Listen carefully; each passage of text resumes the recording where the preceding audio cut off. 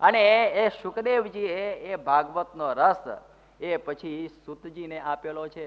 અને એ ભાગવત આ મૂળ તો તમે જુઓ કે 4 શ્લોકનું જ ભાગવત હતું.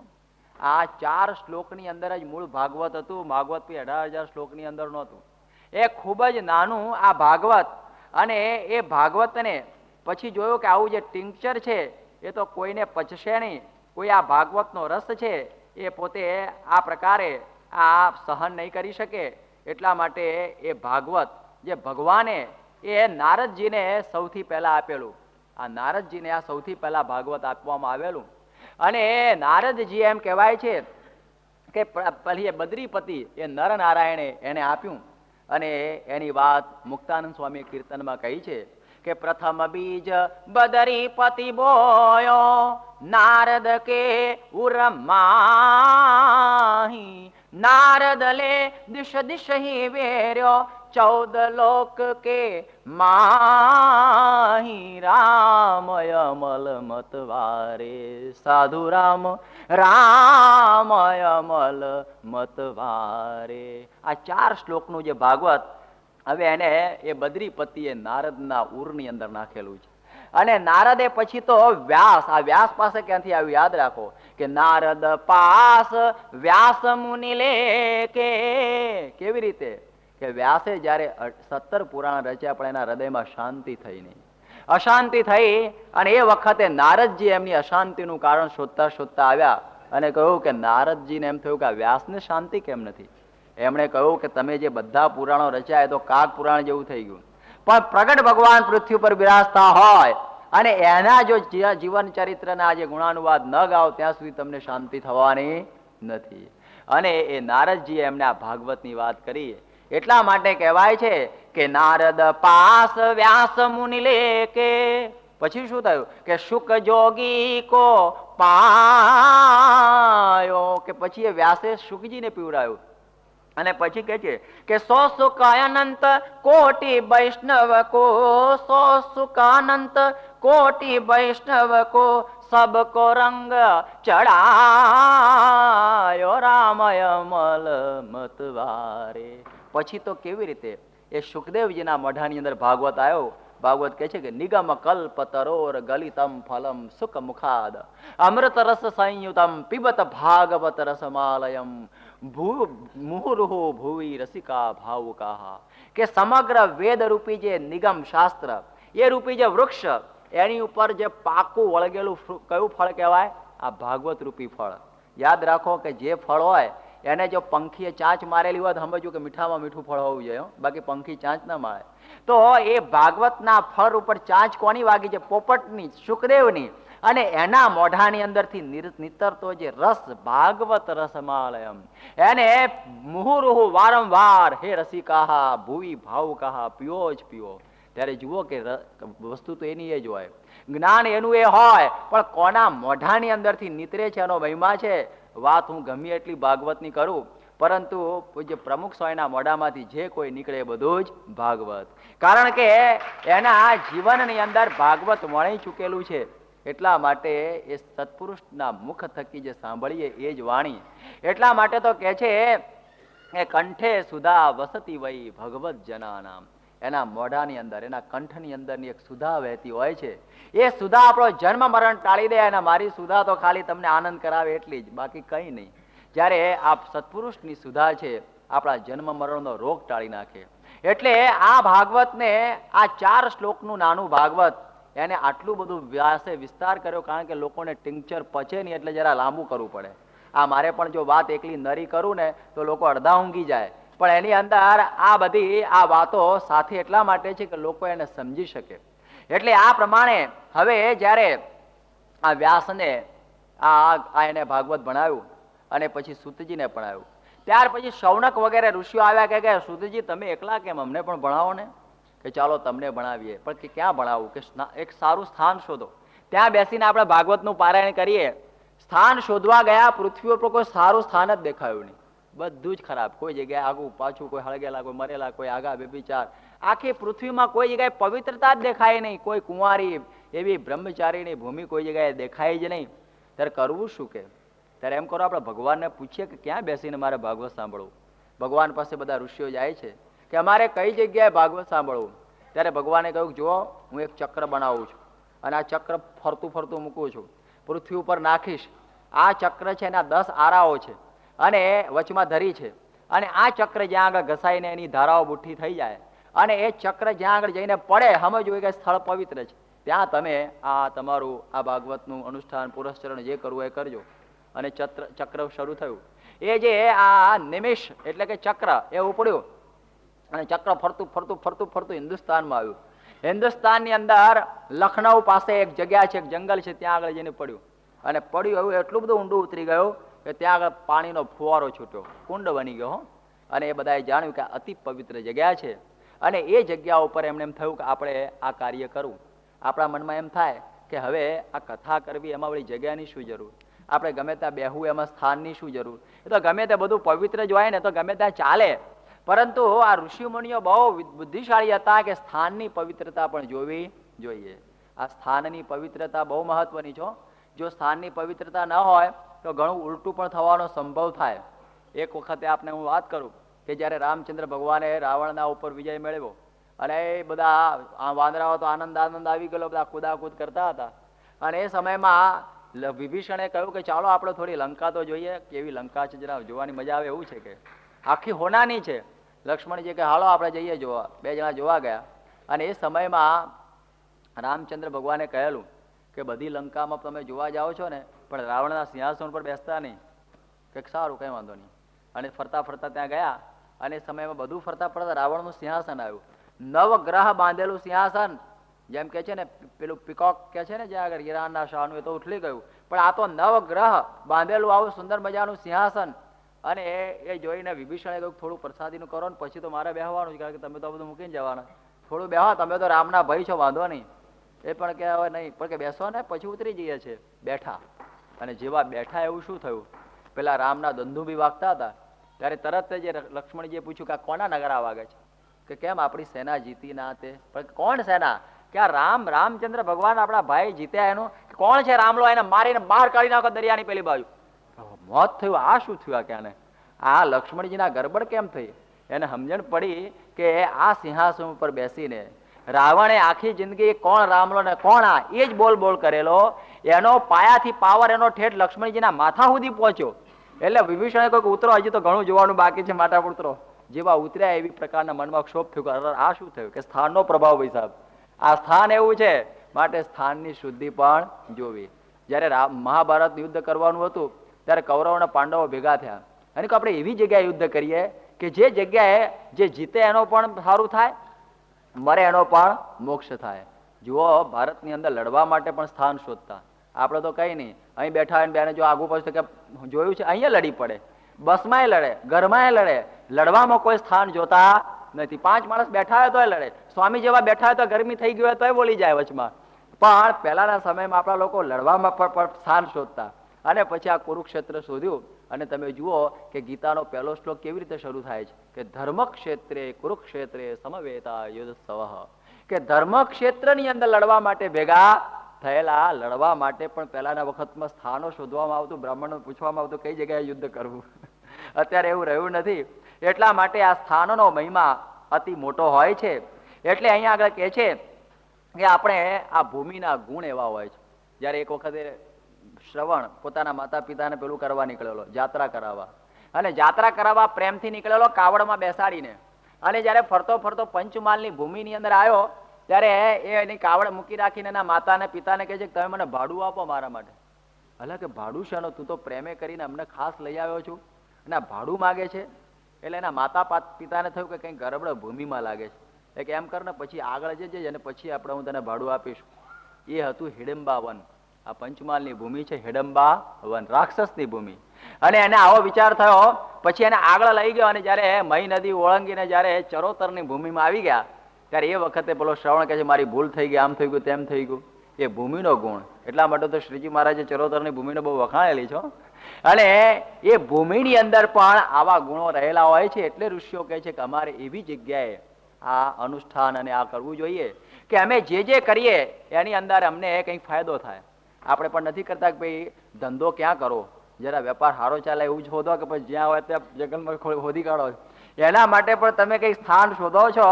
માણસને કે બેહવું હોય તો સાફ કરીને બેસતો હોય છે, એમને હરખો બેસતો નથી. જાજરું જવું હોય તો કે સારું રાખજો, હવે એમાં તો કશું કરવાનું હતું નથી કે બરોબર બનાવો જરા આમ કંઈ ઠીક નાખી દો. ત્યારે આ માણસને બધી ક્રિયાની અંદર સ્થાનની મહત્વ હોય છે. અહીં આગળ એને આ સ્થાન શોધ્યું અને તમે વિચાર કરો કે આ સ્થાન હવે અત્યારે છે. તમે અત્યારે જશો ને તો અત્યારે એ નૈમિષારણ્ય તો છે જ, સ્ટેશન છે રેલવેનું, પણ અત્યારે તમે જશો તો ત્યાં આગળ શું હોય છે? ત્યાં આગળ તો હોટેલો થઈ ગઈ છે, ચા પાણીની હોટલો થઈ છે. ત્યાં આગળ બધા બેલના અને બધા શું કહેવાય આ બધા વોટ આપો ને આ આપો ને ગવર્મેન્ટના બધા લેબલો વાગી ગયા છે. અત્યારે આપણને ત્યાં શાંતિ થાય એવું લાગતું નથી. તો આપણને થાય કે હવે કથા ત્યાં કરવાથી કેવી રીતે ફાયદો થશે? ત્યાં તો બધી ધમાલ ધમાલ થઈ છે. એટલા માટે ભગવાન સ્વામિનારાયણે આ વાતનું બહુ સુંદર નિરૂપણ એમના વચનામૃતોમાં કહ્યું છે કે આનો અર્થ બહુ ઊંડો છે કે ભગવાને જે પેલું નૈમિષ કહેતા ચક્ર મૂકેલું એ મનોમય ચક્ર છે, એ મન રૂપી ચક્ર છે. અને 10 ઇન્દ્રિયો એને 10 આરા કહેતા ધારા છે. અને આ મનોમય ચક્ર હંમેશા ફરતું જ હોય છે. આપણે બધા બેઠા છીએ પણ આપણું મન તો ફરતું જ હોય છે ને. આપણું મન એની ગતિ જબરજસ્ત દોડતી હોય છે, એની ગતિ જોરદાર હોય છે. આપણે અહીં હેરો લેઝર સેન્ટરમાં બેઠા છીએ પણ પહોંચી જવું હોય તો ઠેઠ ઇન્ડિયાએ પહોંચી જઈએ. મનની ગતિ ભયંકર છે. એટલા માટે કહે છે કે મન હંમેશા ફર્યા કરતું હોય છે. પેલી ઇન્દ્રિયો પણ એની અંદર આ દોડા દોડ કરતી હોય છે. આ ખાવું, આ જોવું, આ પીવું, એની અંદર આપણી ઇન્દ્રિયો ચારે તરફ દોડતી હોય છે. મનને અશાંત કરી દીધેલું હોય છે. એટલા માટે કહે છે કે જ્યારે એ ઇન્દ્રિયોની ધારા બુઠ્ઠી થઈ જાય, આ આંખ ગમે ત્યાં ભટકાતી હોય છે, કાન ગમે ત્યાં સાંભળવા માટે, અને આ હાથ છે ગમે તેના માટે ઉપયોગમાં, આ કોઈને મારવામાં કે આ દુનિયાની વસ્તુઓની અંદર દોડતા હોય છે, આ પગ છે આપણને ખરાબ રસ્તે લઈ જતા હોય છે. આવી પ્રકારે 10 આપણી જે ઇન્દ્રિયો દોડા દોડ કરી રહેલી હોય છે, મન હંમેશા ફરતું હોય છે. ત્યારે આ મન જ્યાં સ્થિર થાય ત્યાં શું કહે છે ભગવાન સ્વામિનારાયણ? ત્યાં નૈમિષારણ્ય ક્ષેત્ર જાણવું. એ મન જ્યાં સ્થિર થાય ત્યાં નૈમિષારણ્ય ક્ષેત્ર જાણવું. બાકી બીજી જગ્યાએ નૈમિષારણ્ય ક્ષેત્ર હોઈ શકે નહીં. ત્યારે આપણને એમ થાય કે નૈમિષારણ્ય ક્ષેત્ર ક્યાં? તેમણે બતાવ્યું છે કે એવા સંતના સમાગમ રૂપી નૈમિષારણ્ય ક્ષેત્ર જ્યાં દેખાય કે જ્યાં જઈએ ત્યાં મનની ધારાઓ સ્થિર થઈ જાય, મન એકદમ શાંત અને પ્રશાંત બની જાય, આનંદના સાગરની અંદર મન ગરકાવ થઈ જાય. ત્યારે સમજવું કે આપણે નૈમિષારણ્ય ક્ષેત્રમાં બેઠા છીએ. ત્યાં આપણે કલ્યાણને ઈચ્છવું. એ ઠેકાણે જપ તપ વ્રત પૂજા જે કરે એનું ફળ દિવસે દિવસે વૃદ્ધિને પામે છે. જો સારા સ્થાનની અંદર કર્યું તો ફાયદો વધારે થાય ને.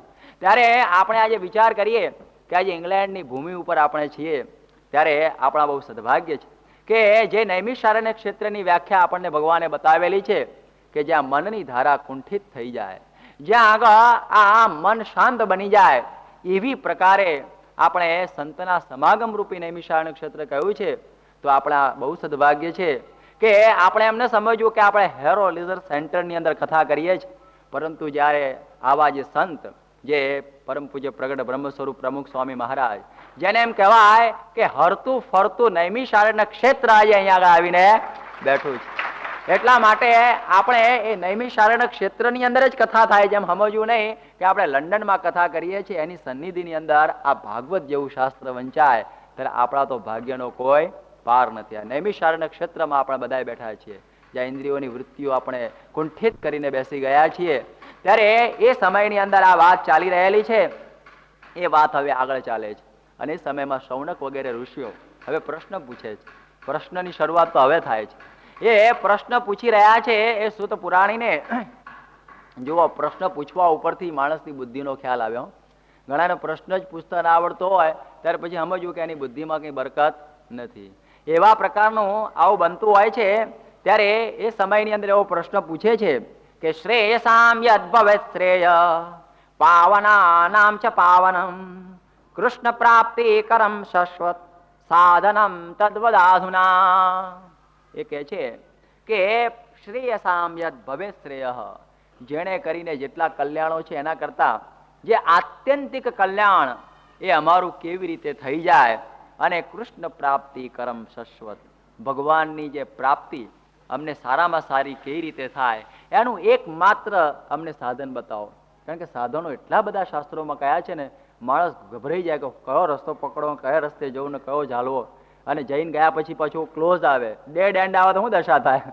ઠેઠ સુધી ગયા પછી કે હવે આગળ રસ્તો જતો નથી તો ક્યાંય સુધી આવ્યા શું કામ? એવી રીતનું કંઈક બની ન જાય એટલા માટે કહે છે કે અમારું આત્યંતિક કલ્યાણ થઈ જાય એવું એક જ તમે અમને ઉપાય બતાવો. ધન્ય છે શ્રોતાઓને. એ શ્રોતાઓ ખરેખર ભાગવતનો રસ પીવા માટે બેઠેલા હતા.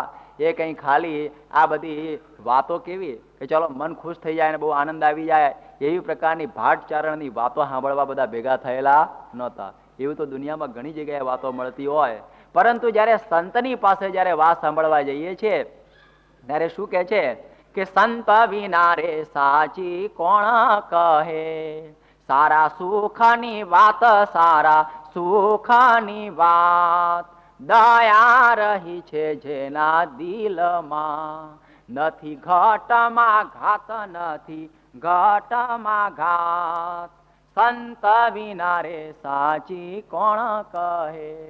કે જુઓ, સાચી વાત સાંભળવાની હોય ત્યારે સંતો પાસે હોય, કારણ કે એ ભગવાનમાં જોડાવાની વાતો કરે ને વિષયના ખંડનની વાતો કરે.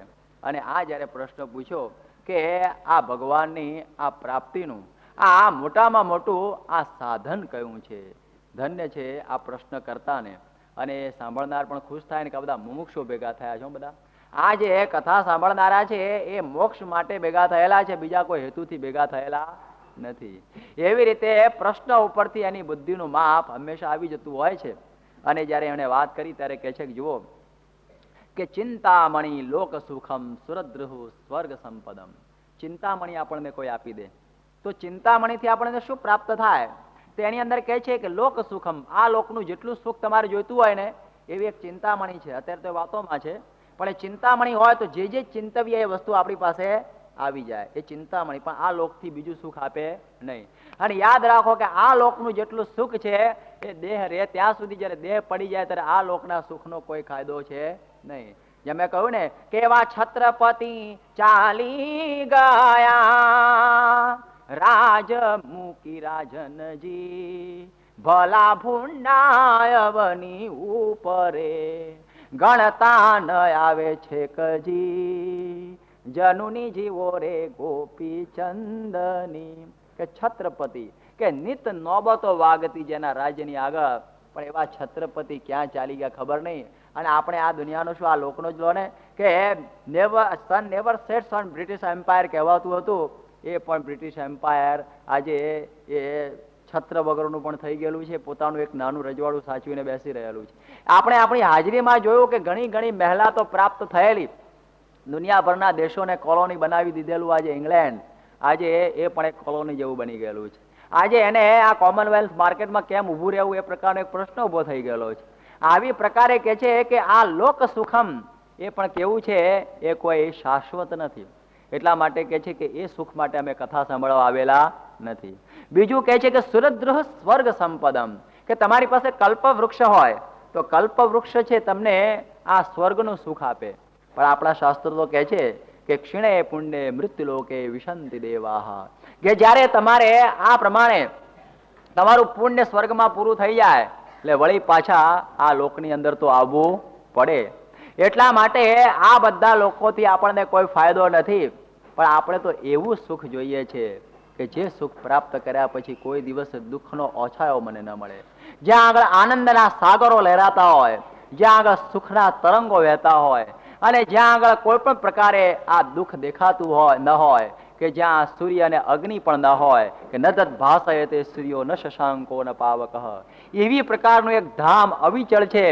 એની અંદર અમારે જવું છે કે જ્યાં કર્મના લેખ કદી ન લખે વિધાતા, કે જ્યાં કર્મના લેખ જ્યાં લખાતા નથી, જ્યાં આ કે છે ને કે સુખ સુખ જ્યાં સુખ ના દરિયા ત્યાં કરી રહ્યા વાસ રે, તેજ તેજ જ્યાં તેજ અંબાર તેજોમય તન તે નારે. એવી પ્રકારે આ ધામની અંદર અમારે જવું છે કે જે ધામને પામીને પ્રાણી પાછું પડવાનું નથી રે, કે જે ધામને પામ્યા પછી પાછું પડવાનું નથી, એ સુખના અમે ભોગતા થવા આવ્યા છીએ. ત્યારે એ સમયની અંદર કે છે કે કેમ થશે, તો એ વાત હવે શૌનક કહે છે કે પ્રીતઃ ગુરુ પ્રયચ્છતિ વૈકુંઠમ યોગી દુર્લભમ. યોગીઓને પણ દુર્લભ એવું જે વૈકુંઠ ધામ, જે અવિચળ ધામ, જેને અક્ષર રૂપ થઈને પુરુષોત્તમની ભક્તિ મેં કરવાનું કહ્યું છે ને, એ અક્ષર રૂપ થવાનું અને ભક્તિ કરવાનું ને ભગવાનના ધામમાં રહેવાનું જે દાન, એ આપણને કોણ આપે છે? તો પ્રીતઃ ગુરુ, જો ગુરુ પ્રસન્ન થઈ જાય તો જ આ વાસ્તુ પ્રાપ્ત થઈ શકે છે, બાકી એ સિવાય થતી નથી. ભાગવતની શરૂઆત ગુરુથી થાય છે. આ ભાગવતની શરૂઆતની અંદર જ થાય છે કે ભાગવતનો અર્થ પણ સમજો. ભગવાન અને ભાગવત બે વસ્તુ જુદી છે. ભગવાન એટલે તો ભગવાન જ, પણ જે ભગવાનનો થયેલો હોય એનું નામ શું કહેવાય? ભાગવત. પરંતુ આ વાત એવી છે કે ભાગવતમાં તમે વિચાર રાખો કે દસમ સ્કંદની અંદર શ્રી કૃષ્ણનું ચરિત્ર મૂકેલું છે. આપણા મનમાં થાય એમ કે આખું ભાગવત કૃષ્ણનું તો શરૂઆતથી શરૂઆત કરી દેવી જોઈએ ને, પણ કે એમ નહીં, મારે 9 પગથિયા મૂકવા છે. એ 9 પગથિયા એવા મૂકીશ કે જેની અંદર ધ્રુવ, પ્રહલાદ, અંબરીશ, વિભીષણ આ બધાની કથાઓ આવશે. આ મારા ભાગવતોની કથાઓ આવશે, મારા ભાગવત સંતોની, અને એની કથાઓ સાંભળતા સાંભળતા તમારું હૃદય તરબતર થઈ જશે. જયારે તમારા હૃદયની અંદર આ પ્રકારની વાતો સાંભળીને એમ થાય કે એ લોકોએ ભગવાનની પ્રાપ્તિના માટે કેટલા કેટલા પરિશ્રમો કરેલા છે. એમનું આદર્શ જીવન જયારે તમે જુઓ ત્યારે તમને દસમ સ્કંદનો અધિકાર મળે, બાકી દસમ સ્કંદનો અધિકાર જ નથી. સીધું જો ભાગવતનો દસમ સ્કંદ પકડવાનો તો કોઈ વખત મુશ્કેલી થઈ જાય. પરીક્ષિતને થયેલી ને, એને પણ શ્રી કૃષ્ણની રાસલીલા સાંભળીને મુશ્કેલી થઈ ગયેલી. એટલા માટે સંતોના સમાગમ થકી ભગવાનનું જેવું છે એવું સ્વરૂપ સમજાય છે, બાકી એ સિવાય સમજાતું નથી. એટલા માટે પ્રીતિ થયેલા ગુરુ આપણને આ પ્રયચ્છતિ આપે છે, આ ભગવાનનું ધામ.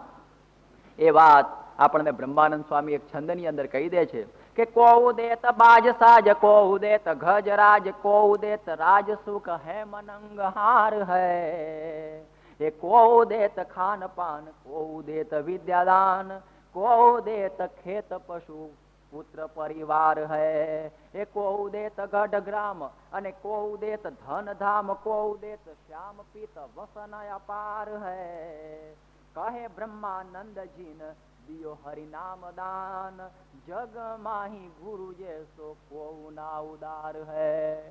કે આ ગુરુ રાજી થઈ જાય ત્યારે આપણને આ ભગવાન આપી દે, આવો કોઈ આપણને દાની મળે નહીં. મોટામાં મોટું અભયદાન કોઈ આપણને રાજ આપી દે. આજે ઇંગ્લેન્ડની અંદર આવ્યો તો હાવ મુફલીસ જેવો હોય અને બેકાર હોય, એને પણ ખાવાનું તો સરકાર આપી દે છે. આ બધું તો આપનારું ઘણી જગ્યાએ મળી જાય. આપણને ખાન પાન આપે, કોઈ વિદ્યાદાન, વિદ્યાદાને મફત જ અપાય છે ને. તમારા શરીર માટેની બધી વ્યવસ્થા માટે પણ બધું મફત અપાય. કોઈ રાજાના પાસે આપણે એક શ્લોક બોલ્યા હોય તો આપણને ગઢ ગ્રામ કહેતા એક રાજ્ય પણ નાનું આપણને ભેટ આપી દઈ શકે છે. કોઈ વસ્ત્રો પણ આપી દેવે, પણ કે છે કહે બ્રહ્માનંદ જીન દિયો હરિ નામ દાન, કે જેને આપણને ભગવાનના નામ રૂપી દાન આપ્યું, એ ગુરુ જેસો જગમાં અહીં કોઈ ન ઉદાર હે. એના જેવો કોઈ ઉદાર નથી. પણ એને શું કરવું જોઈએ? પ્રીત રાજી કરવા જોઈએ. રાજી કેમ થાય? નાનો છોકરો હોય છે ને, એને રાજી કરો તો ગલગલિયા કરે તો પેલો ખુશ થઈ જાય. ત્યારે સ્વામીને ગલગલિયા કરવાથી રાજી થઈ જાય છે? એ ગલગલિયા કરવાથી રાજી થાય એવા નથી. એના માટે તો જેને કે છે ને કે તન મન ધન અર્પણ હો કરીએ, કે એને તન મન અને ધન જયારે અર્પણ કરી દઈએ ત્યારે આપણને આ સદગુરુ પ્રસન્ન થાય. એટલા માટે અહીંયા આગળ કહે છે કે કામ દુધા કલ્પ તરુ પારસ ચિંતામણી ચાર, સંત સમયે કે નહીં મેં મનમાં કર્યો વિચાર. શા માટે? કે અલ્પ સુખ એમાં રહ્યું અને મળીને ટળી જાય એ હ, સંત સેવે સુખ ઉપજે કેવું રે રહે અટળ અવિચળ એ હ, કે આપણને અટળ સુખ આપી દે. એટલા માટે આ ભાગવતે આપણને સમજાયું કે આ પ્રકારના આ ગુરુને પ્રસન્ન કરીને આપણે આ ભક્તિ કરી લેવાની છે. અને ત્યાર પછી એ કથાની અંદર એવો એક પ્રસંગ આવે છે કે એક વખતે નારદજી પોતે બદ્રિકાશ્રમની અંદર ગયા, અને બદ્રિકાશ્રમની અંદર ગયેલા છે, અને એ સમયમાં એવું બન્યું કે મોઢું બહુ ઉદાસ હતું. સંતના મોઢા ઉપર ઉદાસી કોઈ દાડો હોય નહીં, છતાં નારદજીના મોઢા ઉપર ઉદાસી જોઈ. ત્યારે એ વખતે સનકાદિકો આવેલા. એ સનકાદિક એમને એમ કે છે કે તમારા મોઢા ઉપર ઉદાસી કેમ? સાધુના મોઢા ઉપર કોઈ દિવસ ઉદાસી ન હોવી જોઈએ. ત્યારે નારદજી કે છે કે ભાઈ સાહેબ, મારે વાત કહેવા જેવું નથી, કે હું તો એક વખતે મારા મનમાં કે ત્રણેય ભુવનમાં ફરું છું, લાવને જરા એક આંટો પૃથ્વી ઉપર મારી આવો કે પૃથ્વીની અંદર શું ચાલે છે.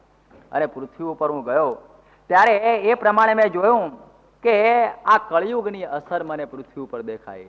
જો નારદજીને આ કળિયુગની અસર દેખાય, અને એ પોતે કહે છે કે સત્યમ નાસ્તિ તપઃ શૌચમ દયા દાનમ ન વિદ્યતે. ત્યાં સત્ય નથી, દયા નથી, દાન નથી, અને ઉદરમ ભરીણો જીવાહા વરાકા કૂટ ભાષણ, પેટ ભરનારા જ બધા જીવો ભેગા થયા છે. આ તો વર્ષો પહેલા નારદજીને આવી દશા થયેલી, તો અત્યારે તો પછી કેટલું સમજવું.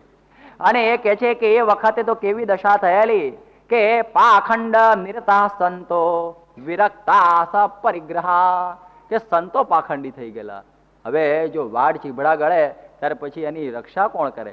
એવી રીતે સમાજના રક્ષક સાધુઓ પણ પાખંડી બની ગયેલા હતા. એ પણ તરુણી પ્રભુતા, એ પોતે સ્ત્રીઓની સાથે મસ્ત રહેતા હતા. પહેલાના સમયમાં યાદ રાખો કે પહેલા સાધુઓ છે ને બધા ત્યાગી જ હતા. કોઈ સાધુને બૈરા છોકરાઓ હતા જ નહીં, બધા ફક્કડ રહેતા હતા સાધુઓ. અને પછી જ્યારે જ્યારે આ સ્ત્રીઓના સંસર્ગમાં રહેવા માંડ્યા ત્યારે એ બધા સાધુએ પણ પરણી ગયા. અને સાધુઓ પરણી ગયા તો કેવા પરણ્યા કે મોટી નાત થઈ કે હિન્દુસ્તાનનો પ્રેસિડેન્ટ વીવી ગીરી પણ અમારી નાતનો જ હતો, મૂળ સાધુ હતો, 10 નામી સંન્યાસી, પણ આગળ ઉપરના વડવાઓ પરણી ગયા હશે, તાકી નાત બની ગઈ છે આજે હિન્દુસ્તાનમાં. કે એને પૂછો કે તમારી નાત કઈ, તો સાધુ, ગોસ્વામી, ગોસાઈ, પુરી, ભારતી, આ બધી જેટલી અટક હોય એમાં બધા સાધુ હતા. એટલે એ પૂર્વે આ બધાએ આ ફક્કડ બાવા હતા અને પછી એમાંથી સંયોગ્યા થઈ ગયા. કારણ કે સબ પરિગ્રહ, આ બૈરાનો પ્રસંગ બહુ ખરાબ છે કે એની અંદર આ રહે નહીં ઠેકાણું અને હંમેશા ફક્કડ સાધુ રહે. એટલા માટે તો શ્રીજી મહારાજ આ સંતોને દૂર રાખેલા છે, નહીતર આ પ્રકારની પરિસ્થિતિ ઊભી થવાનો પ્રસંગ થઈ જાય. એટલે અહીં આગળ પણ કહે છે કે આ દંપતી વાળા સાધુઓની સંખ્યા વધી ગયેલી છે અને ચારે તરફ અસત્ય અસત્ય ને અસત્ય છે. કળિયુગની અંદર એને જોયું કે આ બધું જોયા પછી મને એમ થયું કે આ પૃથ્વીની આવી દશા થઈ ગઈ. પૃથ્વીને આવી દુઃખી જોઈને નારદજી ફરતા ફરતા ગયા કે ચાલો વૃંદાવનમાં જઈએ કે જ્યાં શ્રી કૃષ્ણ ભગવાને લીલાઓ કરેલી, ત્યાં કંઈક શાંતિ થશે એમ સમજીને જ્યારે વૃંદાવનમાં આવ્યા ત્યારે અશાંતિ ડબલ થઈ. ત્યાં આગળ જઈને જોયું તો એક યુવતી, એક જુવાન સ્ત્રી બેઠેલી હતી અને ચોધાર આંસુએ રડતી હતી અને એના ખોળામાં 2 છોકરા પડેલા હતા, 2 ગરડા થઈ ગયેલા. નારદજીને નવાઈ લાગી કે બાઈ જુવાન છે, છોકરા ગરડા, આવો તો સમજણ ન પડે એવું થયું. અને નારદજી આ પ્રમાણે પેલી આ બાઈને જુએ છે ત્યારે એના મનમાં એને થયું કે આ શું છે, અને એને એમ થયું કે આ તો ખરેખર દુઃખમાં હશે. અને જ્યારે જવા જાય છે ત્યાં પેલી બાઈ કહે છે કે નારદજી, ભો ભો સાદો ક્ષણમ તિષ્ઠ, 1 મિનિટ જરા ઉભા તો રહો, કે શું છે, કે મારી દશા તો તમે સાંભળો. નારદજી કહે છે પણ તું કોણ છું ને આ દશા શું, તારા છોકરા જુવાન ગરડા ને તું જુવાન? ત્યારે કે મારી કથા બહુ ગજબની છે, કે તારું નામ શું? તો કે અહમ ભક્તિ રીતિ ખ્યાતા, મારું નામ ભક્તિ છે. અને આ કે છે કે તું ભક્તિ તો એ તો સમજો, પણ આ દશા તારી આવી કઈ રીતે થઈ? ત્યારે એમણે વાત કરી કે ઉત્પન્ના દ્રાવિડે સાહમ, કે હું દ્રાવિડ દેશની અંદર આ મારો જન્મ થયો. જુઓ ભક્તિની ઉત્પત્તિ દ્રાવિડ દેશની અંદર. એ દ્રાવિડ દેશ એટલે આપણે કહીએ છીએ ને તામિલનાડુ અત્યારે તો કહેવાય છે. એ દ્રાવિડ દેશની અંદર મારો જન્મ થયેલો છે. ભક્તિની શરૂઆત દ્રાવિડ દેશમાં. અને આપણે પણ જોયું છે કે ભગવાનના અવતારો ઉત્તરમાં થયા, કૃષ્ણ ભગવાન કે રામ ભગવાન કે પછી એ બુદ્ધ ભગવાન કે જે ભગવાનો કે એ બધા ઉત્તરમાં, સ્વામિનારાયણ પણ ઉત્તરમાં, અને ભક્તો બધા દક્ષિણમાં થયેલા છે. રામાનુજ, વલ્લભ, મધ્વ, જેટલા બધા ભક્તો બધા દક્ષિણમાં અને ભગવાન બધા ઉત્તરમાં. એવી રીતનો ફેરફાર છે આપણા ત્યાં છે. એટલે કહે છે કે ભક્તિની ઉત્પત્તિ છે એ દક્ષિણમાં. અને આજે પણ તમને દેખાશે ખરી કે તમે જયારે તિરુપતિ બાલાજી જાઓ ને ત્યારે લોકો દર્શન માટે 2-2 માઇલની લાઈનો લગાવતા હશે. ઘણા હવારના ગયા તો રાત્રે નંબર લાગતો હોય છે. તમે એવું કોઈ જગ્યાએ દ્રશ્ય ગુજરાતમાં નહીં જોવા કે મંદિરમાં લાઈન લાગે. સિનેમાની અંદર લાઈન લગાવે, ક્રિકેટ જોયું હોય તો લાઈન લગાવે, 5-5 કલાક ઉભો રહે, રાતનો બે હવારની બુકિંગ ઉપર રાતનો બેસી જાય, એની અંદર લાઈન લગાવે. પણ ભક્તિની અંદર, દર્શનની અંદર લાઈન તો તમને તિરુપતિમાં જોવાશે. મદ્રાસના મંદિરોની અંદર કપાલેશ્વર કે પાર્થ સારથીમાં જાઓ તો લાઈનમાં દર્શન કરવા જવું પડે. ત્યારે એ ભક્તિ કે છે ઉત્પન્ના દ્રાવિડે સાહમ વૃદ્ધિમ કર્ણાટકે ગતા. કર્ણાટક સ્ટેટની અંદર હું વૃદ્ધિ પામી, કે જ્યાં આગળ મૃદંગના થપાટની સાથે આ એ ભક્તિનું વાતાવરણ એ ત્યાંના ગોપુરોની અંદર સર્જાઈ જતું હતું. અને પછી જેમ જેમ ઉપર ચડવા માંડી તો મહારાષ્ટ્રમાં થોડી થોડી મારી અસ્થિ રહી. અને કહે છે કે ગુર્જરે જીર્ણતામ ગતા, ગુજરાતમાં ભક્તિ ગરડી થઈ ગઈ. એમ કહે છે કે ગુજરાતની અંદર ભક્તિ ગરડી થઈ ગઈ. ઘણા કહે છે કે ભાઈ આપણું આ ગુજરાત છે ને એક બીજો ગુજરાત પ્રદેશ છે એમ લોકો કહે છે. પરંતુ આ જુઓ એ ભક્તિ આ ગુજરાતમાં ગરડી થઈ. ત્યારે તો સ્વામી ઘણી વખત ઈકો બાપા કહેતા કે એ ગરડી થયેલી ભક્તિને ભગવાન સ્વામિનારાયણ આવીને ફરીથી જુવાન કરી દીધી ગુજરાતની અંદર ભક્તિ. અને એ ભક્તિ પોતે કહે છે કે જ્યારે હું ગરડી થઈ ત્યારે મનમાં થયું કે આ શું થઈ ગયું. અને પછી મને તો બહુ દુઃખ થયું. અને હું ફરતી ફરતી વૃંદાવનમાં આવી. એ વૃંદાવનમાં આવી અને જયારે આ શ્રી કૃષ્ણની લીલા ભૂમિ, આજે મધુર નિકુંજ અને આ બધાની અંદર હું બેઠી ત્યારે હું જુવાન થઈ ગઈ. એટલે મને તો આનંદ થઈ ગયો કે ભક્તિ વૃંદાવનમાં જુવાન, પણ મારા 2 દીકરા ગરડા થઈ ગયા. એ 2 દીકરા, એકનું નામ જ્ઞાન અને એકનું નામ વૈરાગ. કે વૈરાગ અને જ્ઞાન નામના મારા 2 દીકરા આ વૃંદાવનની ભૂમિ ઉપર હાવ ગરડા થઈ ગયા છે. એટલે તમે જુઓ કે ભક્તિની અંદર ઘણી વખતે જ્ઞાન ના હોય અને જો વૈરાગ ના હોય તો ભક્તિને આનંદ થતો નથી. યાદ રાખો, એકલી ભક્તિને રહેવું ગમતું નથી. એ કહે છે કે મારા દીકરાઓ પણ જુવાન હોવા જોઈએ, જ્ઞાન પણ બરોબર હોવું જોઈએ અને વૈરાગ પણ બરોબર હોવો જોઈએ. ઘણા લોકો એવા હોય ને ભક્તિ બહુ કરતા હોય, ભક્તિ જબરજસ્ત કરે પણ વૈરાગ ના હોય. જેમ પેલા બાવા હોય છે ને, ઠાકોરજી રાખતા હોય બધા ઘણા સાધુઓ, અમે રાખીએ જો અરે ઠાકોરજી, એ ઠાકોરજી રાખે ત્યારે ઘણી વખત શું કે ભક્તિ ઠાકોરજીની બહુ કરે, લાલ લડાવ બધું કરે, અને પછી કે ઠાકોરજીના માટે આ લાવો અને ઠાકોરજી માટે આ લાવો. અને પછી કોઈ કે ઠાકોરજીને છે ને ગુડ ગરમ પડતા હોય તો શક્કરના લાડુ આવતા. હવે ગુડ કઈ ઠાકોરજી ગરમ પડે તને ગરમ પડે છે? પણ ઠાકોરજીના નામે એ પછી શું કરે, પોતાને પોષે. ઠાકોરજીને કે આ જોઈશે ને ઠાકોરજીના માટે લાડુ લાવજો ને ઠાકોરજીને આ લાવજો. ઠાકોરજી તો બિચારા બધું જે આપે બધું ભાવના ભૂખ્યા હોય છે. પણ ઘણી વખતે આ ભક્તિની અંદર વૈરાગ જો ના હોય તો પછી એ ભક્તિ શોભતી નથી. એટલા માટે તો શ્રીજી મહારાજે કહ્યું સંતોને કે તમે ઠાકોરજી રાખો, એની ભક્તિ પૂરેપૂરી કરો, એને બધા પકવાનો જમાડો, પણ તમારે તો આ બધું ભેગું કરી એને ચોળી અને પત્તરમાં પાણી નાખીને ખાવાનું નામ કહેવાય ભક્તિ સહિત વૈરાગ. નહીતર આ ભક્તિની અંદર વૈરાગ ના હોય તો બધું નકામું. યોગીજી મહારાજનો તમે ખ્યાલ જુઓ કે ભગવાનની ભક્તિ બહુ કરતા, પરંતુ જયારે ઠાકોરજીને થાળ ને એવું બધું હોય, બહુ સારી રસોઈ આવી હોય, ઠાકોરજીને પ્રેમથી ધરાવે, પણ એ દિવસે પોતે ઉપવાસ કરે. તમે વિચાર કરો કે ભક્તિ ક્યારે થાય? કે એકાદશી હોય ત્યારે ઘણી વખત એવું થાય, તમે જોજો કે એકાદશીના દિવસે આપણે તો ઠાકોરજીનો તો રોજ થાળ કરતા હોઈએ, પણ એકાદશીના દિવસે આપણે ઉપવાસ હોય તો કે ઠાકોરજીને કરી નાખો ને ખાલી આમ પૂરી શાક આપણે કઈ આપણે ખાવાનું નથી ને કે, અને પોતાને જમવાનું હોય કે બધું બનાવજો કે બધું જમવાનું છે બધાને. ત્યારે યોગીજી મહારાજ ઠાકોરજીને જયારે ઉપવાસ હોય એ દિવસે પણ પૂરણપૂરી કરે, એ દિવસ પણ 32 પ્રકારના ભોજનો થાળમાં ધરાવે. ભલે આપણે ખાવું નથી પણ ઠાકોરજીને તો જમવાનું. જયારે ઠાકોરજીને પૂરીને શાક આવે સમજી જાય કે એકાદશી આવી લાગે છે કે મને એકાદશી આવી ગઈ, વગર કેલેન્ડરે એમને ખબર પડી જાય કે આપણે આવી. ત્યારે કહે છે કે આ ઠાકોરજીના માટે પણ આટલું કરું, પોતાના માટે આ બધું સહન કરી લેવું જોઈએ. એટલા માટે આપણી અંદર ભક્તિ હોય, પરંતુ જો એની અંદર વૈરાગ ન હોય તો ભક્તિને આનંદ કોઈ દિવસ થતો નથી. શ્રીજી મહારાજે આવા ત્યાગી વૈરાગી સંતો બનાવ્યા અને સાથે ભક્તિ વાળા. એવું તો આ હિન્દુસ્તાનના ઇતિહાસમાં એક જ હશે. જે તમે ઘણા સંતો જોશો, સંન્યાસીઓ હોય છે, એ બધી જ્ઞાનની વાતોને બધું કરશે, પણ કોઈ દિવસ ઠાકોરજીની આરતી કે ભક્તિ એ નહીં કરે. કારણ કે નિરગ્નિ નિષ્ક્રિય, અમે તો અગ્નિ નડીએ નહીં અને આ ક્રિયા કોઈ પ્રકારની કરીએ નહીં. ભગવાનની વાતો કરે પણ ભગવાનની પૂજા ન કરે. આવી પ્રકારે જ્ઞાનમાં ભક્તિની ગણતા આવી જાય ત્યારે શ્રીજી મહારાજે ધર્મ, જ્ઞાન, વૈરાગ અને ભક્તિ આ ચારે અંગોને પુષ્ટિ આપી અને એકાંતિક ધર્મ જે વ્યાસજીએ સ્કંદ પુરાણમાં કહેલો એને પૂરેપૂરો બરોબર પ્રવર્તાવ્યો હોય તો એક ભગવાન સ્વામિનારાયણે આ ભાગવત ધર્મનું પ્રવર્તન કરનાર પોતે હતા.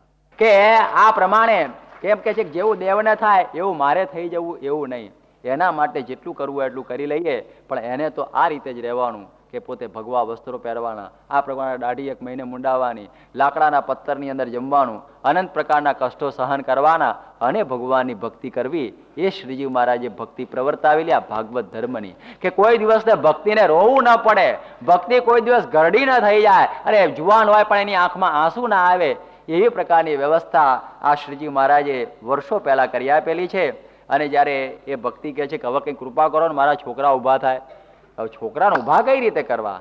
અને એ સમયની અંદર હવે આ નારદજી જે વાત કરે છે સાંભળવા જેવી છે. કે નારદજી કહે છે કે ભાઈ આ તું જે ફરીને આવી ને બધે તારી દશા થઈ એવી મારી હતી. હું બધે ફરીને આવ્યો પણ મને કોઈ જગ્યાએ આ શાંતિ થતી નથી.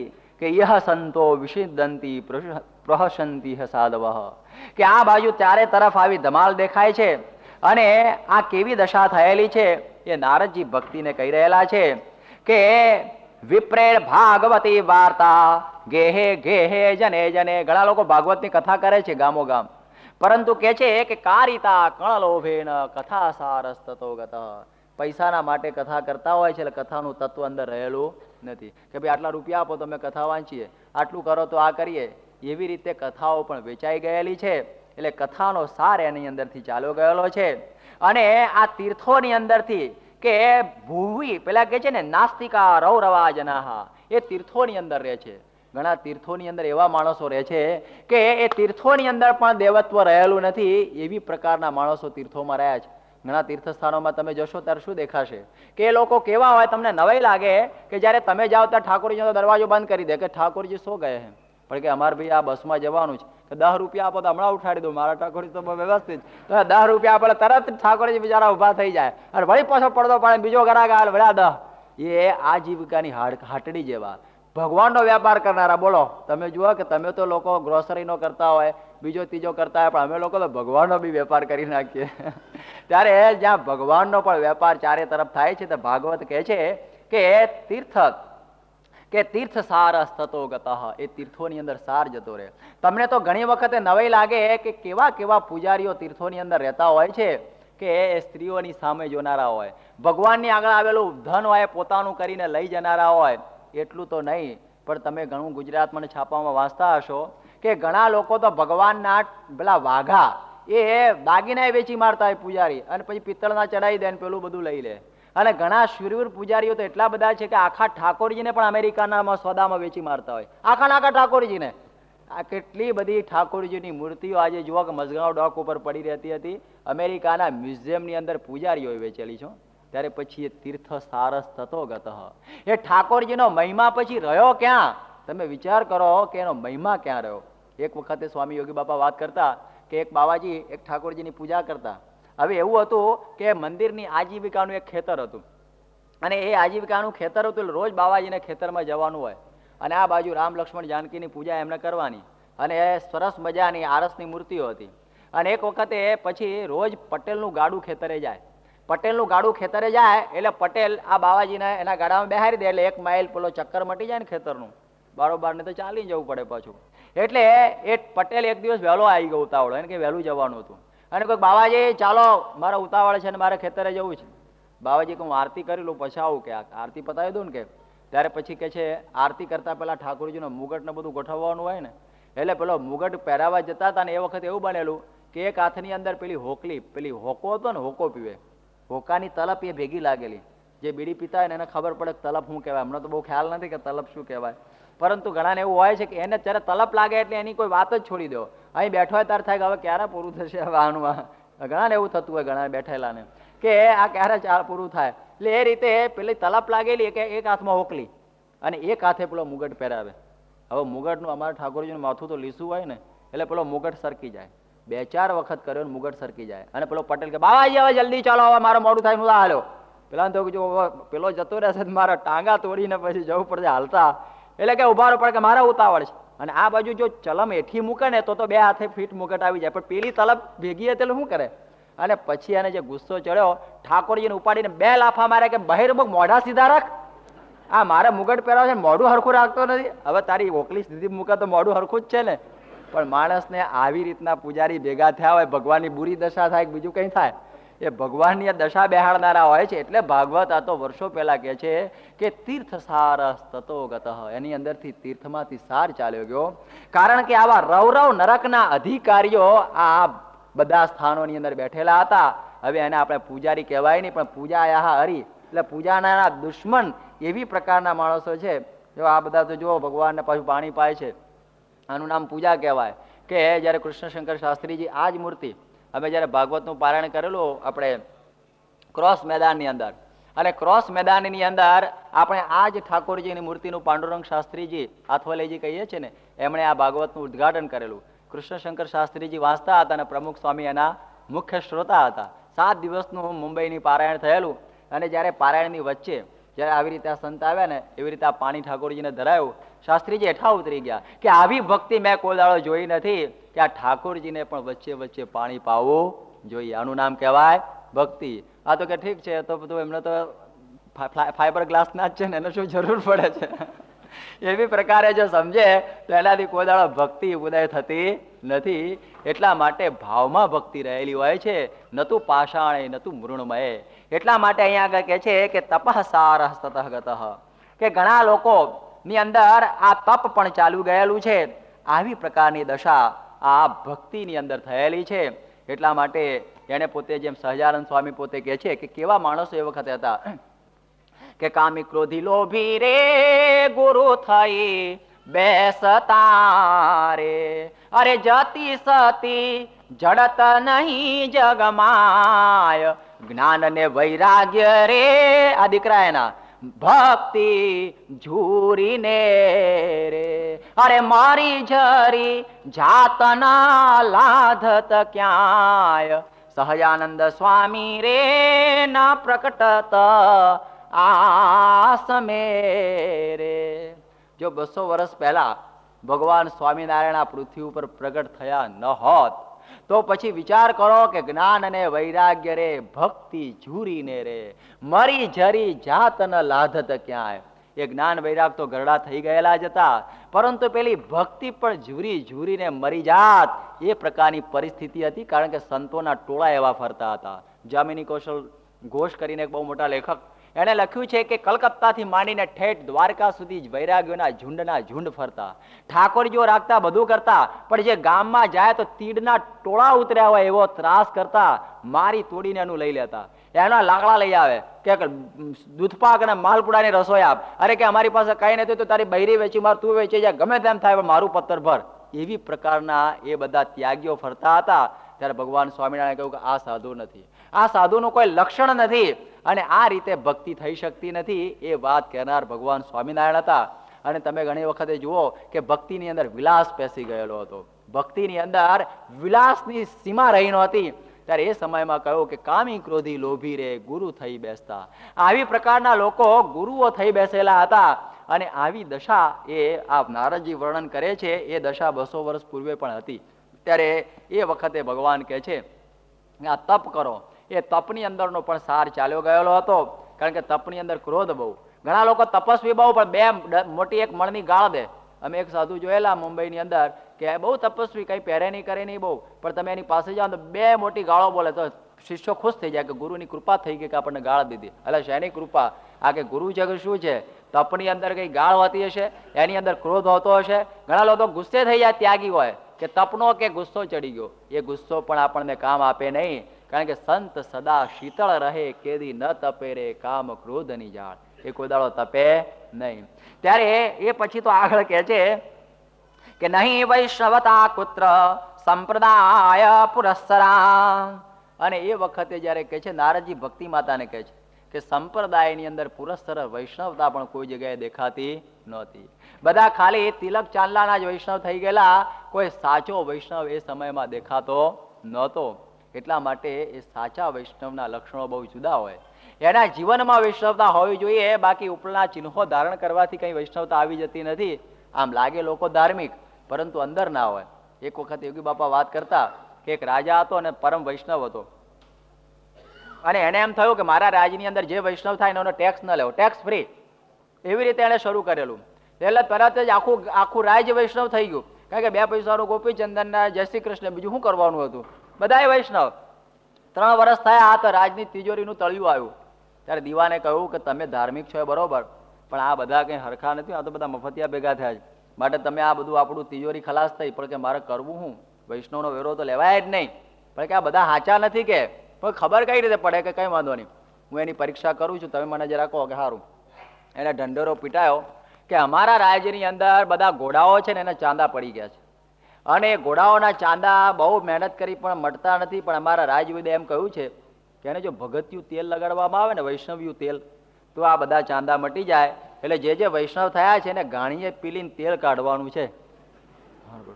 અને જેને વૈષ્ણવ ન રહેવું હોય એ 3 વર્ષનો ટેક્સ ભરી જાય તો કઈ વાંધો નહીં, બાકી જે વૈષ્ણવ છે એની તો આ દશા થવાની છે.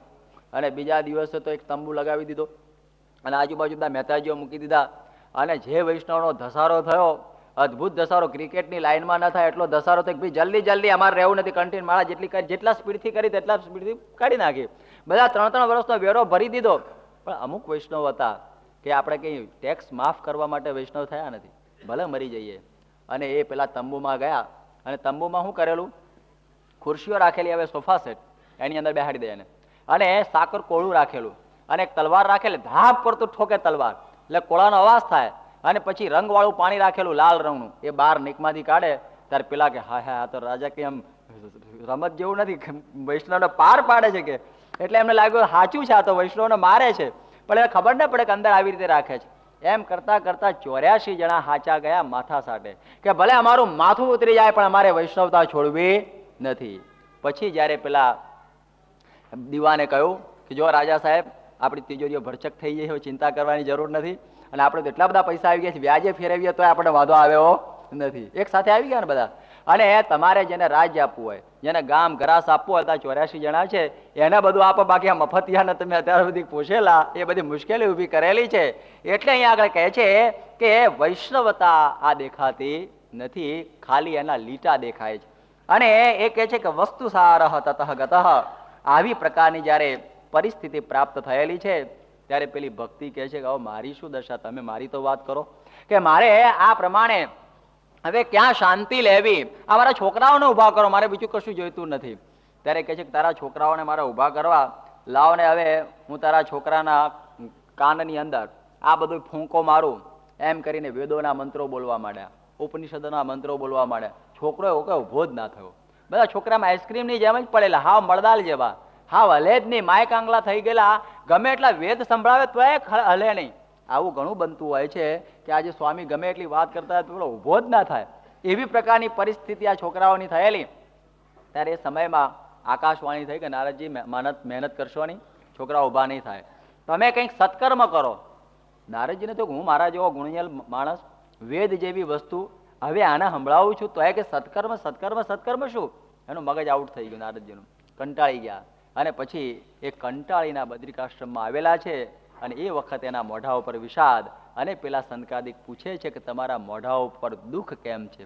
જો વાત બરોબર યાદ રહે છે કે પછી આમ આગળની જાય પાછળની ભૂલાતી જાય છે?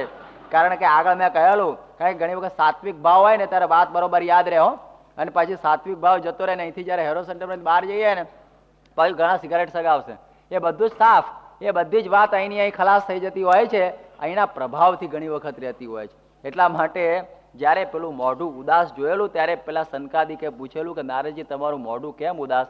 એની આ લાંબી કથા. ત્યારે એ વખતે કહે છે કે મેં આટલું બધું એમને સંભળાયું છતાં પણ એના હૃદયમાં આમ ન થયું, એનું કારણ શું?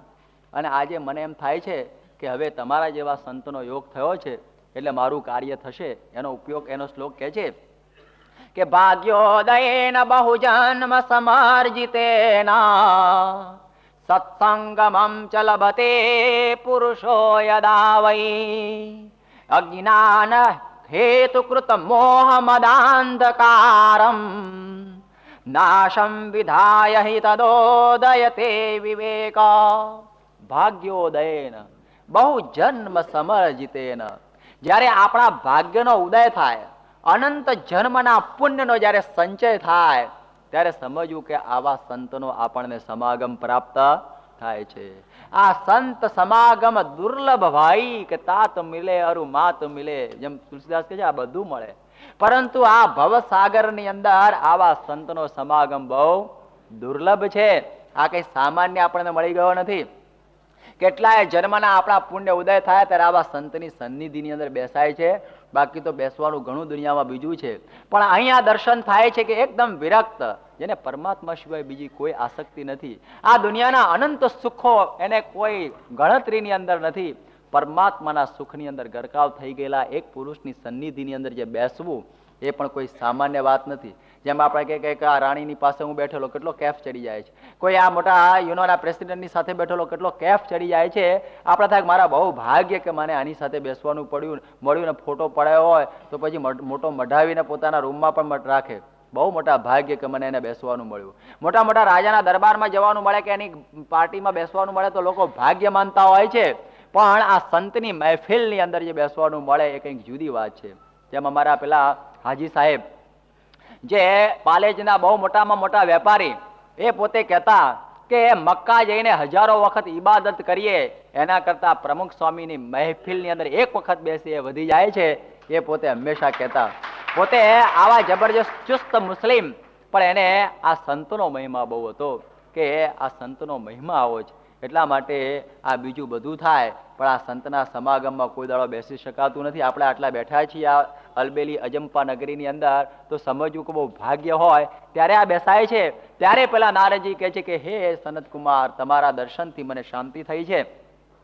અને તમારા દર્શનથી શું થાય છે કે અજ્ઞાન કૃત મોહ મદાંધકારમ, જેમ સૂર્ય ઉગે અને સૂર્ય ઉગવાની સાથે જ્યારે અંધારું નાશ પામી જાય છે, એવી રીતે સંતના સમાગમમાં આવીએ છીએ ત્યારે આપણું અજ્ઞાન રૂપી અંધારું પોતા નાશ થઈ જાય છે. એટલા માટે અજ્ઞાન રૂપી અંધારાનો નાશ કરવા માટે આ સંતનો સમાગમ. એટલે તો આપણા બધા કહે છે ને કે આ સંત કેવા, તો પ્રીતમદાસ એમના પદોની અંદર આપણને સમજાવે છે કે આ સંત કેવા છે કે સંત પારસ ચંદન બાવના કામધેનુ કલ્પતરુ સાર સમાગમ સંતનો એક પારસ લોહને કંચન કરે 100 વર્ષે લોહાનવ હોય સમાગમ સંતનો. કે આ સંતના સમાગમનું ફળ.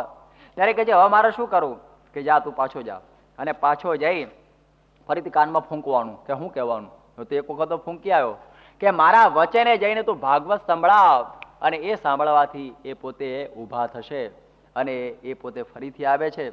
અને કહે છે કે આ ભાગવતની અંદર એક ભક્તિ ભરેલી છે, એ ભક્તિ એ જ્ઞાન વૈરાગ્યથી યુક્ત છે, અને એ તું કરીશ ત્યારે એ છોકરાઓ ઊભા થશે. યાદ રાખો કે આપણી પાસે બધું હોય પણ જો ભગવાનની ભક્તિ ના હોય તો નકામું. તાર ભક્તિ શું? ભક્તિનો અર્થ એવો કહે છે કે આવા જે વડવાનળ અગ્નિ જેવા જે સત્પુરુષ, એના પ્રસંગ થકી જીવના હૃદયમાં ભક્તિ ઉદય થાય છે, બાકી એમને એમ થતી નથી. ત્યારે આ નારદજીને પણ આ સનકાદિકનો સમાગમ થયો અને ભક્તિનું સાચું રહસ્ય સમજ્યાને પોતે કહે છે કે સકલ ભુવન મધ્યે નિર્ધના તેપી ધન્યા નિવસતી હૃદયેશામ શ્રી હરિર ભક્તિ રેકા. આખી દુનિયાની અંદર સકલ ભુવન મધ્યે નિર્ધના આપે તેપી ધન્યા. ભલે આપણી પાસે એક પૈસો ના હોય પણ જો આપણી પાસે ભગવાનની ભક્તિ આવી તો સમજવું જેવું કે હું તો આ જબરજસ્ત પૈસાદાર છું, કારણ કે એના હૃદયની અંદર ભગવાનની ભક્તિ આવી ગઈ. અને જો ભક્તિ ના હોય તો તુલસીદાસ પોતે કહે છે કે અર્વ ખર્વ અરુ ધન મિલે અર ઉદય અસ્ત મેરાજ તુલસી હરિ કી ભક્તિ બીન સબે નરક કો સાજ. ત્યારે આ ભક્તિનો આવો મહિમા એને સમજાવે છે. એને નારદજી પોતે આવે છે અને એને સંભળાવે છે. પેલું શું સંભળાવે છે? એને સંભળાવે છે ભાગવત, અને ભાગવત સાંભળવા થકી પેલા જ્ઞાન અને વૈરાગ્ય એ બંને ઊભા થઈ જાય છે. એટલે યાદ રાખો કે એકલી ભક્તિ તો બધાએ કરતા હોય, આખો દિવસ નાચ ગાન ને કૂદ કરતા હોય. ઘણા અમે ગુજરાતમાં જુઓ ને તો આખો દિવસ મંજીરા વગાડતા હોય, કાશી જોડા હાંજના બેઠા હોય તો હવાર પાડી દે. આખો વખત બધું વગાડે પણ વચ્ચે ઇન્ટરવલની અંદર બીડીઓ પીવે, ઘણા ગાંજો પીવે, ઘણા અફીરે ગોળા કે કેફ પછી આ ગાવા દે ચા પીધી છે, હવાર પડી જશે. એ ભક્તિ ભગવાનને પહોંચે નહીં. એટલા માટે તો કહે છે કે નાચના કૂદના ઢોલકો ટીપના રાંડિયા ખેલ કી ભક્તિ નાહી ને રેન દિન તાર નિર્ધાર સો લાગી રહે કહે કબીર તબ ભક્તિ પાઈ. એની અંદર રેન દિન તાર લાગી જવો જોઈએ, અને એ તારની અંદર આ વૈરાગ અને જ્ઞાનની આ સુવાસ ભળવી જોઈએ. શ્રીજી મહારાજે કહ્યું કે ભક્તિ ચોક્કસ કરો, અને ભક્તિની અંદર સ્વભાવ ન વધી જાય, ભક્તિની અંદર વિલાસ ન વધી જાય, એનો ખૂબ ખ્યાલ રાખજો. શ્રીજી મહારાજના વખતની અંદર બ્રહ્માંડમાં યજ્ઞ થયેલો, લાખો બ્રાહ્મણને શ્રીજી મહારાજ જમાડતા, લાડુ જમાડતા, અને પરમહંસોને કહેતા કે બીજે ગામ જઈને ટુકડા માગીને તમે ભિક્ષા ખાજો, તમારે લાડુ ખાવાના નથી. આનું નામ કહેવાય ભક્તિ. કે પોતાના શરીર ઉપર ગમે તે હોય પણ મારે જરૂર નહીં, એક ભગવાન માટે. યોગીજી મહારાજ અહીં લંડનથી અમેરિકા જતા હતા અને ભટ્ટેસા સાથે હતા, ત્યારે એમણે અત્તર છાંટ્યું સ્વામીના શરીર ઉપર છાંટવા ગયા. સ્વામી તરત હાથ પકડી લીધો. ઠાકોરજીનો છાંટો એને જેટલા લાલ લડાવે, સાધુના ઉપર અત્તર છાંટી શકાય નહીં. કેટલું જાણપણું તમે વિચાર કરો. એક એક ક્ષણે ભક્તિની અંદર વૈરાગની એક જે ઝલક દેખાય છે એ આપણને આ પરંપરામાં દેખાય કે કરોડો રૂપિયા ખર્ચો ઠાકોરજીના માટે, આ સમાજના માટે, પણ અમારા હાથમાં તો એક પત્તર અમને પકડાયું છે સ્વામિનારાયણે, એ પત્તરથી અમે ભિક્ષા માગી ખાઈશું, અમે આમાં લેવાઈશું નહીં. એ ભક્તિ ભગવાનને પહોંચે છે. ત્યારે એ સધર્મ ભક્તે રવનમ વિધાતા, શિક્ષાપત્રીનો છેલ્લો શ્લોક કે ધર્મે સહિત ભક્તિની રક્ષા કરનારા ભગવાન સ્વામિનારાયણ. ધર્મ છોડીને ભક્તિ કોઈ દિવસે રાજી થતી નથી. હવે આ વાત પૂરી થયા પછી હવે હું સ્વામીના બદલે હું એક વાગ્યા સુધી મારી વાત લંબાવી લઉં છું કે એમાં આ ગોકર્ણનું એક આખ્યાન થોડું આપણે દર વખત કહીએ છીએ, એને આપણે જે સાંભળી લઈએ કે આ ભાગવતનો એક મહિમા એક નાના આખ્યાન દ્વારા બહુ સુંદર રીતે સમજાવેલો છે કે તુંગભદ્રા નદીના કિનારા ઉપર એક નગર હતું અને એની અંદર એક બ્રાહ્મણ રહેતો હતો. એનું નામ એ બ્રાહ્મણ આત્મદેવ એનું નામ, અને કર્મ સંજોગે આત્મદેવને છોકરો નહીં, અને એની જે પત્ની હતી ધુંધુલી, એ ધુંધુલી અને આ બંને રહેતા. બ્રાહ્મણના મનમાં એવી ઈચ્છા હતી કે મારો છોકરો થવો જોઈએ, અને પેલી ધુંધુલીના મનમાં કે છોકરા નથી એટલી જ ઉપાધિ ઓછી, કારણ કે છોકરા હોય તો મુશ્કેલી બહુ પડે. હમણાં નવો ટ્રેન્ડ થયો છે કે છોકરા જોઈએ જ નહીં, એ આ ભાગવતથી શરૂ થયેલું. ત્યાંથી કોકે ઉપડ્યું હશે કોને ખબર. આવી કોઈ ધુંધુલી જેવી સ્ત્રી હશે કે વિષય ભોગવવા, પણ આ છોકરાઓની ગીર્દી કરવાની કોઈ જરૂર નથી.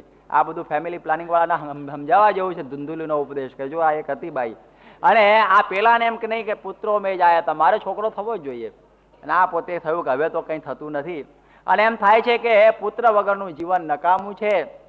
લોકોને આ દુઃખ હોય, જેને છોકરો ના હોય એને બહુ દુઃખ હોય, અને જેને બહુ હોય ત્યારે કહે કે કેટલા છે કે 15 મુવા છે, એવું બોલતો હોય. એને કહે કે એને ગીર્દી લાગતી હોય, અને જે ન હોય દોરા ધાગા કરતો હોય. આવી પણ ગરબડ બનતી હોય છે. ત્યારે એ દ્રષ્ટિથી હવે આત્મદેવને થયું કે હવે અહીં છોકરો થતો નથી, કરવું શું? જંગલમાં નીકળ્યો. જંગલની અંદર પોતે નીકળી ગયો છે એકલો, અને કર્મ સંજોગે એને 4 સંન્યાસી ભેગા થયા, અને 4 સંન્યાસીની સેવા કરીને કહે છે કે બાપજી કે શું છે? ત્યારે હું ઘેરથી નીકળ્યું, બહુ સારું બેસી જા મારા ભેગો. કે એમ નહીં, મારો છોકરો જોઈએ છે, મારે આ છોકરો જોઈએ છે. ત્યારે પેલા સંન્યાસી એને કહે છે કે તું રડવાનું છોડી દે, છોકરાની કોઈ જરૂર જેવું છે નહીં, અમે સાધુ થયા છે માટે તું પણ સાધુ થાય. પેલો કે ભાઈ મારે સાધુ નથી થવું, મારે છોકરો જોઈએ છે, અને તમે આ ક્યાં વળગાડો છો મને? ત્યારે પેલા સંન્યાસીઓને કહે છે કે છોકરામાં કઈ માલ નહીં આવે. પૂર્વે ચિત્રકેતુને પણ છોકરામાં દુઃખ થયેલું, સગરને પણ 60,000 છોકરા હતા. કેટલા? 60,000. જેમ નિષ્કુળાનંદ સ્વામી કહે છે ને કે રાવણને કેટલા બધા છોકરા, કે રાવણનું આખું જે કુટુંબ કેવું કે એની રાણીઓ ને બધું છોકરા ને બધું ગણીને 15,000 ની વસ્તી થતી હતી. 15,000 નું એનું ફેમિલી હતું, 15,000 માણસનું. પણ જયારે રાવણ મર્યો ને ત્યારે પાણી પાવા માટે એકે જીવતો નહોતો, કારણ કે છેલ્લો લડવા ગયેલો. અને સગર રાજાને પણ 60,000 છોકરા હતા, પણ એક કપિલની ફૂંકે કરીને ખલાસ થઈ ગયા. એટલા માટે તો કે છે આ બધું કેવું છે કે આ રાવણનું જે પેલા કે છે ને કે સગર સુત 60,000 જી, કે ક્યાં ગયો કુળ રાવણ તણું, સગર સુત 60,000 જી. આ બધું જતું રહ્યું, માટે તું માળા ફેરવ. પેલો કે તમે ફેરવો, મારે તો ફેરવવી નથી, મને ગમે તેમ કરીને તમે છોકરો આપો. ત્યારે આ પ્રમાણે સાધુના હૈયામાં ભગવાન હોય એટલે હું વાત કરે, સાધુ બની જાય. અને આપણા હૃદયમાં પેલા બૈરા છોકરા હોય એટલે બધા ગ્રસ્ત થાય કે તું પરણો, બહુ મજાનું છે, અને તું પરણી જ નાખ, અને આ જીવાય કે હું ફસાણો છું તું રહી જાય, બરોબર નહીં, બરાબર તો તું પણ પરણી લે. એના હૃદયમાં એ હોય એટલે એ કે. ત્યારે અહીં આગળ આ પ્રમાણે ચિત્રકેતુની વાત તો આપણે આગળ કરીશું. એ બ્રાહ્મણને પછી તો વળગાડી દીધું, અને એને એમ કહ્યું કે તારે હવે છોકરા જોઈએ છે, કે ભલે તમે જો મને નહીં આપો ને તો હું તમારી આગળ મરી જઈશ. બોલો કે હા હા, તો અહીં ઉપાધિ કરી અમારી આગળ, કે અહીં માથું પટકીને મરી જઈશ, કે તમે મળ્યા મને છોકરો ન થાય એ શું? કે પેલાને થયું કે આ બિચારાને અત્યારે જ્ઞાન કરવાનો કોઈ ફાયદો નથી, આનું મગજ એટલું બધું ગરમ છે, અને એને કહે કે છોકરો નહીં, છોકરો નહીં. હવે એના કરતાં પહેલાં કે એમ કરું કે તને આ એક ફળ આપું છું, એ ફળ લઈને જા અને તારી બહુને ખવડાવી દેજે, અને છોકરો થશે. ખુશ થઈ ગયો, ફળ લઈને આવ્યો, અને ધુંધુલીને કહે છે કે આ ફળ આપ્યું છે ઋષિએ, મહાપવિત્ર છોકરો થશે માટે તું ખાજે. ફળ તો લઈ લીધું, પણ એને તો ઈચ્છા નહોતી. એને એમ થયું કે હવે આ ફળ ખાઈશ એટલે મને ગર્ભ રહેશે, ગર્ભ રહેશે એટલે બહુ ખાવા પીવાનું ફાવશે નહીં, પછી આ મારી શરીરની શક્તિ ક્ષીણ થઈ જશે, આ શરીરની અંદર શોભા બહુ રહેશે નહીં, અને પછી આ પ્રમાણે ઘરની અંદર કોઈ ડાકુ આવી જાય તો મારે ગર્ભ હોય તો મારે ભાગી કઈ રીતે જવું? આ બધા બહાના કરવા માંડી, અને એને તો ફળ તો રાખી લીધું, પણ એને પોતાની એક સખી આવીને એને કહ્યું કે મારા પતિએ તો મને આ પકડાયું છે, પણ મારે ખાવું નથી. પેલી એના જેવી હતી કે કંઈ નહીં, તારી ગાયને ખવડાવી દે ને, તારા કોઢમાં બાંધેલી છે, પણ કે મારે પછી બતાવવું તો પડે ને મારા ગર્ભ રહ્યો છે ને આ બધું, મારો ધણીને પછી ખબર પડે કે કંઈ ચિંતા નહીં, આ તું એ તારા ખોટો ગર્ભ ધારણ કરવાનો ડોળ કરજે ને. અને પેલીએ તો ગાયને ખવડાવી દીધું, અને આ બાજુ જ્યારે 8 મહિના થાય કે છોકરો તો લાવવો પડે ને કંઈથી, ત્યારે એની એક બહેન હતી, એણે કહ્યું કે જો મને પણ આ છોકરો તારા સમયે જ ઉત્પન્ન થવાનો છે, કારણ કે મારો તો ગર્ભ રહેલો છે, હું તને મારો છોકરો આપી દઈશ ભાડે ઉધાર, તું સાચવજે, અને મારે માથાવટ જોઈતી નથી, તારા ધણીને બતાવજે. ત્યારે કે બહુ સારું. એટલે પછી તો એ પ્રમાણે 9 માસે છોકરો પેલીને થયો એટલે પેલીને છોકરો આપી દીધો. પેલો બ્રાહ્મણ ભોળિયો, એને કઈ બહુ ખબર નહીં, અને એ છોકરો ધુંધુકારી, હવે હરામખોરની ઓલાદ હતી. એટલે એ જેવો જન્મેલો ત્યારથી જ ખરાબ.